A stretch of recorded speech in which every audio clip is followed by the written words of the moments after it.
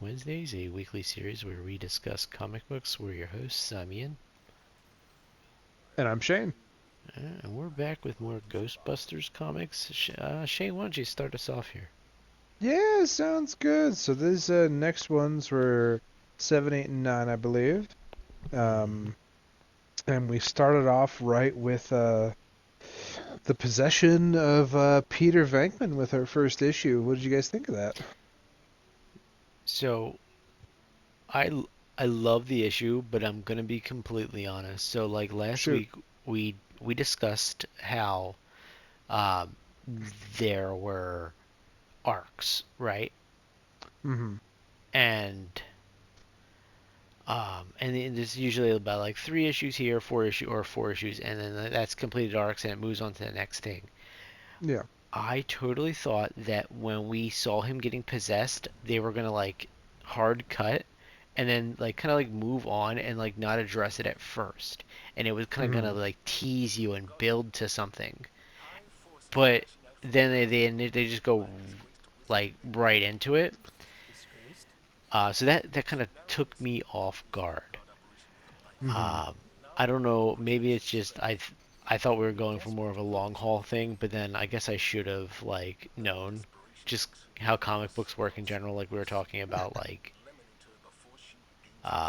comics that maybe might not see the light of day like again like after a couple issues they like try to keep people coming in and out, and not Yeah. leave by like cliffhangering and shit like that. So I guess that's Yeah. what we were dealing with, but still. No, that's kind of fair. I didn't so I looked at it from a different angle because I kind of forgot that aspect when I was reading this. And so like my thought was like this this is the first issue of them coming into their own. Hmm. And so I kind of took it as like okay, we got away from Gozer, we got away from like the Stay Puft stuff. Like this is now going from like okay, here's the nostalgia that we need to hook the fans. This is what we want to write about. I get that. I guess more like what I was thinking is like that yes, they're coming into their own and like all that, but like the whole possession storyline itself, like the Okay. reveal to the other Ghostbusters that he was possessed and like something was going on there, that got resolved a lot faster than I thought it would. I thought that they would tease the readers with it for a little bit, but they kind of just dove into re- resolving that one issue later, um, where I thought maybe it would take an arc. You know what I mean? Like they'd wrap up Oh, okay. the carnival arc per se, and then like next thing you know, it's like an arc later. They're in a big, like let's say a big bad boss fight with whoever, and Hmm. then like the possessed ghost like shit happens, and they're like, "Oh shit! Now we're fighting two ghosts at once. What the hell?" Like I thought that's what they were gonna do. Oh, okay. No, I see what you're saying. That my apologies. I misunderstood you the first time. No, I can definitely agree with that because like I do agree that like it felt I love the issue. It did feel a little short in terms of like conflict resolution. How like so critique and a positive. I agree. I think it was a little bit short, and that they could have had more time to explore it, Mm-hmm. and that like Pete could have totally been the like this kind of undercover ghost agent thing.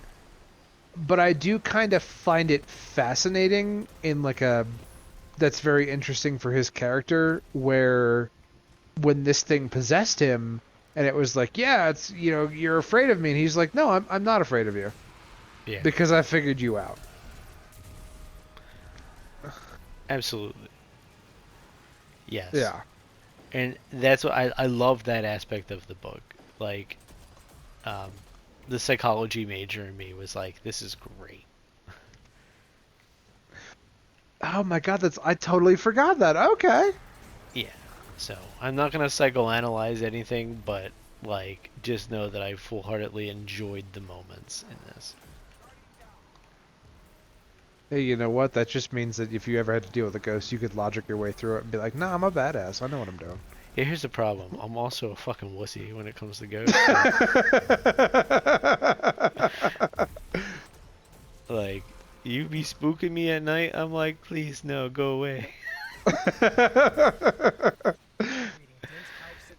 Don't worry, I will. I'll teach you the ways of looking at a ghost and being like, "Is that all you got?" And then he says no, and I'm like, fuck. Called my bluff.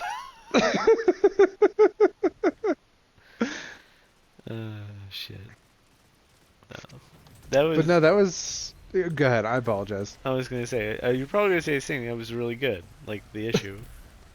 Yeah, no, that was really good. I like how I like the segue into. I believe it was Egon's issue was next. Yes. Uh, It kind of stood on its own. Out of these three.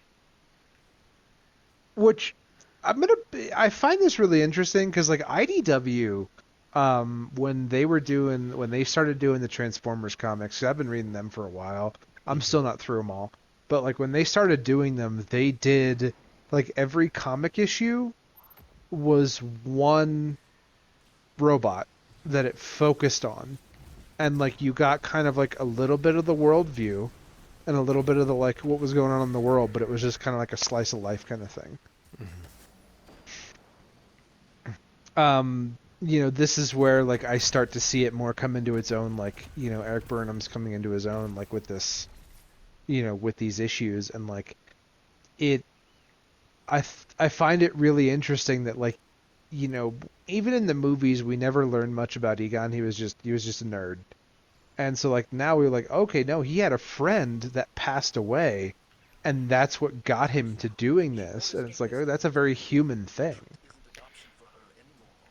Yeah, absolutely. I think when you get to bring these more complex notes to these characters, that can only be a positive. They handled it pretty well, and then there was the twist on top of that, Mm-hmm. which I thought was interesting. Um, and I'm curious to see how that plays out because it looks like they're gonna kind of stretch that story out a little over, like they'll break in and out of that story, you know. Yeah. No, I agree because I didn't see that coming. Like I thought with Egon's friend and like that he saw, like I thought that was going to be a totally different thing. And so like when Egon was like, "Oh, I got it," like I thought he was going to go to his grave or something because he saw him. But instead he goes to this dude's house, and as soon as he sees him, it's very much a Han Solo move for me, like when Han Solo saw Vader in Cloud City, where he just pulls out a gun and tries to shoot him. Absolutely. Like, oh, cool. Like, no moment for, like, oh, God, this is my friend back from the dead. It was very much scientist first. You shouldn't be here. You gotta go. You're done. Adios. That's Yeah. right. So I did find it kind of surprising that he had that, like, on-site kind of plan. But, no, that was really interesting. Yeah. In in defense of those character actions, because it does seem a little out of character for him, but he was very frantic Hmm. the whole issue, and he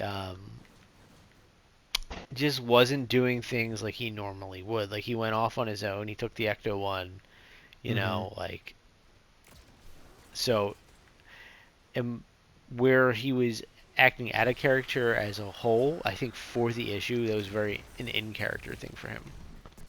I agree. No, I completely agree. Because, like, that's not something that he would ever think of doing. No. And I think he was more concerned with it. And like, I'm really curious as to the, like, I love it when like stories, like any story has their own like universal system. Like I think world building is definitely a key, and so I'm really curious to see what the world building is for him capturing, for that guy capturing death. Like what did he do and how did he figure that out? So it's interesting you bring that up because I was trying to wrap my head around this. So he was talking about how like him capturing this like death character has increased. Is it PKE? Is that Mm-hmm. like overall the residual PKE is higher than it should be?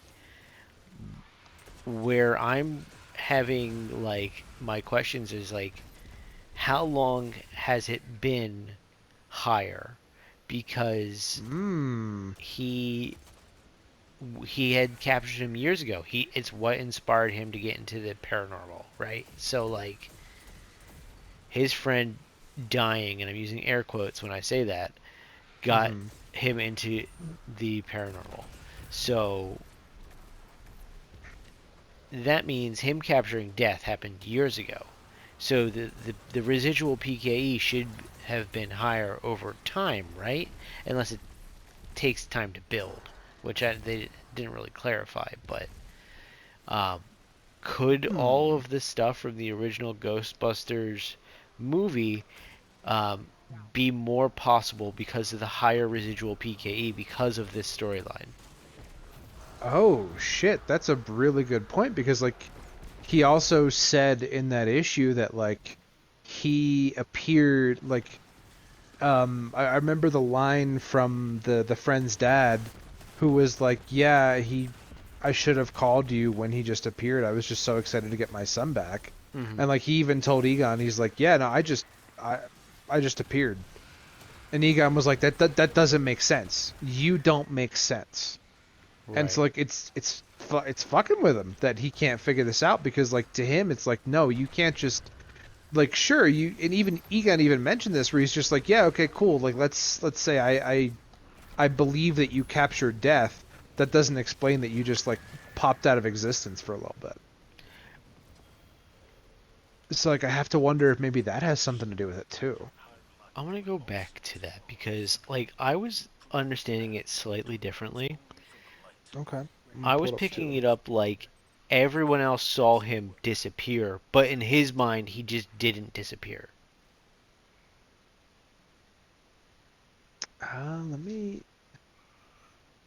Let me scan that. Yeah, because I have I have those notes pulled up still.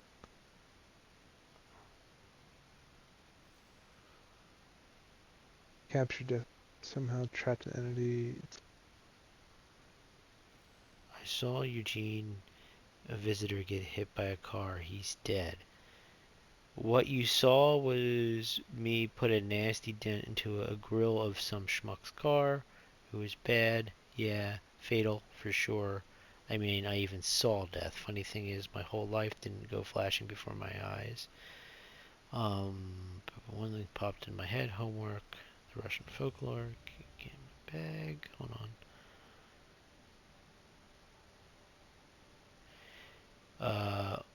Look, the story doesn't hold up.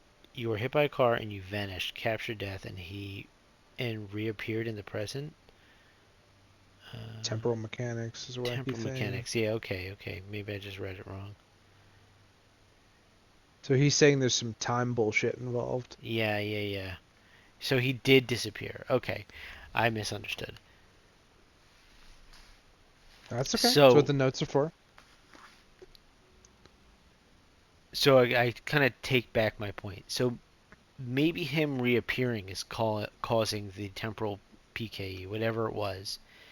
So it's weird. I'm getting the vibe that it might not even be like his friends. Like it could be like multiverse shit, and he like kind of like jumped through universes almost. You know what I mean? I could see that. Because like Egon, right? That's his name. Yeah. Egon remembers it a certain way, and he's very, very sure that it happened that certain way. And now another person who is like, no, like that's not how it happened. Like I captured death, blah blah blah, and then I disappeared. Well, like who's saying he's time traveling? He could have like vanished I don't know, from his universe and went to another. Who knows? I don't know. It's a little weird, and I think that there are bits and pieces that like I'm not seeing yet. So like I'm not sure. You know? It's starting to get into that like wubba lubba sci-fi nonsense. Absolutely. This is the only way I know how to put it. Yeah. What about you, Al? What are you thinking?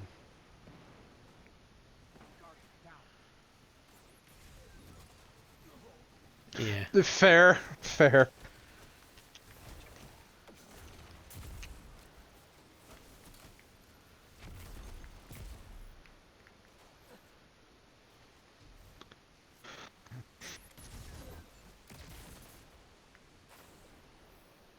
Mhm.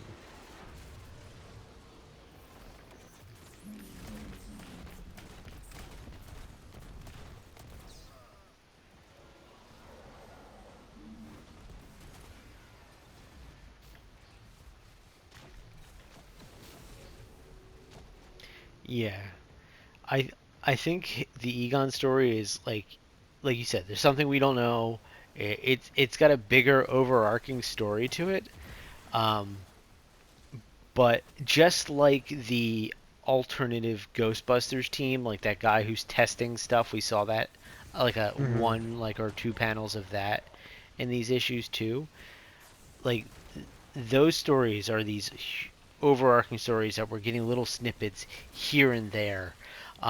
If I'm gonna like compare to another media, it's like the end of Arrow or the Flash, where you had like this like plot provoking like snippet of 5 minutes at the end of every episode. You're like, oh, that's the overarching story, like Eobard Thawne, like bullshit, you know. Hmm. Um, but like to then add to what you said, Al, there are these other stories that they're telling that are very episodic, and they're just like 1 to 3 issues at the most, like, and they're very self-contained. Um, it's not like the Ghostbusters forget that those events happen, like like they're not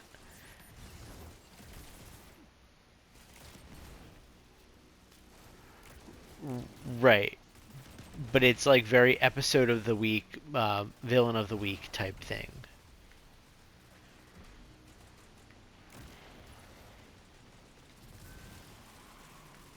Hmm.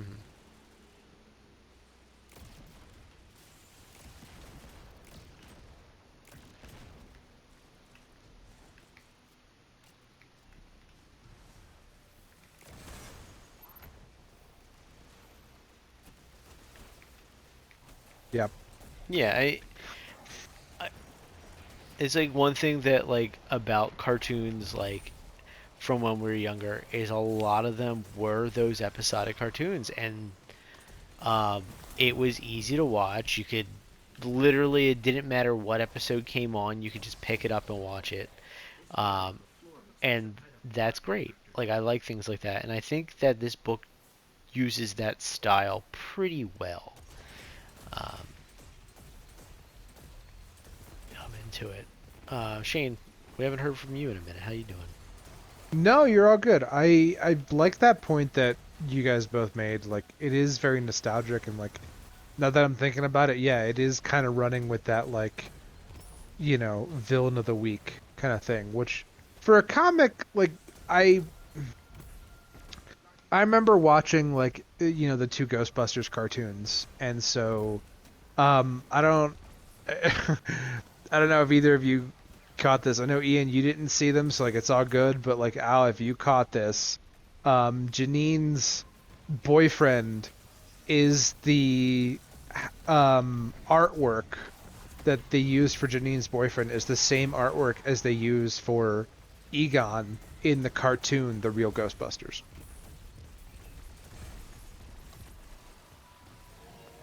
Yeah, yeah, that's them being sneaky with them cameos. A little cheeky, yeah. Oh, I'm actually looking at that now. That's funny, and they have him interact with himself basically. Yeah. And I think in the cartoon,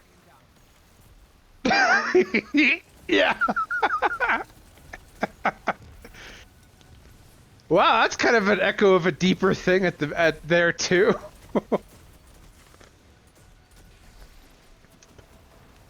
No, I think actually as a side note, I think in the cartoon him and Janine are together.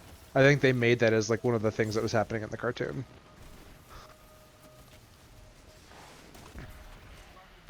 Yeah. But no, with that, I think out of all of them, the last one where they started to go around America, like especially with like the battlefield, that one was the most fascinating to me, simply because the ghosts knew they were dead, but they were just they did the whole thing where they're like, we're just following orders. And like Ray like spoofed the entire thing where he's just like, no, I'm just gonna bullshit this, and like completely like ad lib some stuff to get in there and speak to the general and speak to other stuff. I did really enjoy the joke about like, what are you, a Canadian sympathizer, because Dan Aykroyd is Canadian. That is pretty good. I like that. But I really enjoyed it because like for me like it was definitely villain of the week, but it also started to break into like, oh, what if ghosts know they're dead? Because most of the time you just get like nameless entities like Slimer or like something, like unless it's a god, it's just like, oh, it's cool, it's just a ghost, whatever. Right. And so like for these ghosts to willingly be like, know what? No, you bested me. I'll get in the trap. Yeah. Like that was surprising. I didn't expect that. That, and there was another in the beginning of that one. They had the God, what's the name of the bridge? Crybaby Bridge. That was kind of dark, but like Yeah, that was pretty dark. kind of the same vein. So Yeah. no, but yeah, that's kind of my thoughts on it. Like I really enjoyed the like the self awareness. What about you, Al?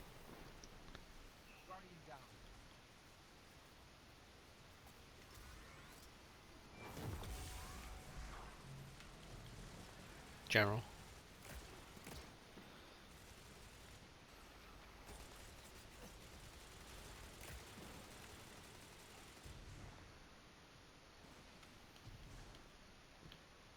Hmm.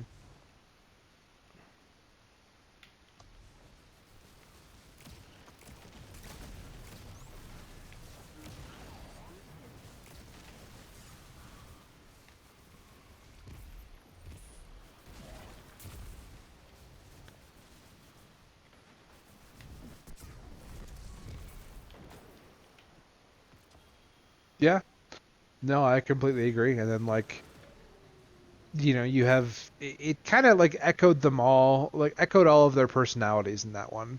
Because like Ray being part of the like the you know the inquisitive scientist, Egon being the one who's like working on the tech, Vankman being the one who's like, you know, just kind of talking, and then you actually got to see Winston being the diplomat, which like he was never like a scientist, but he was intelligent and he did have like good social skills, and like I feel like that highlighted it for him, that the fact Y- that he could just like talk this ghost down. yeah, but he's also military, so like Mm-hmm. having that aspect of it also helped him too. Um, and then you see him like he's saluting the ghost, and the ghost salutes back. Yeah. So no, I'm excited to see where it keeps going. I think that like it's building pretty good, and um, I don't trust Peck. I think, you know, Oh yeah, especially when he's being just such a swarmy little piece of shit. yeah. I So mean, yeah. I mean, he's gonna get his comeuppance eventually, but I would love to see him get put into like some death dimension or whatever, just for like, yeah, maybe 10 minutes. Jesus. Like just enough to where he gets like spooked with some ghosts. So that because like most of Peck's things is he's just like, oh, I don't believe it. I don't like these guys, and like very much the school bully of like, oh, you keep proving him wrong, and he keeps insulting himself. So like, I want to see him get put into a ghost dimension for like maybe 10 minutes.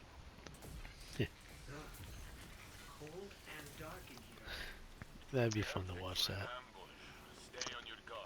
But yeah, that's all I got. Yeah, I touched on everything that I thought I would that stood out for me.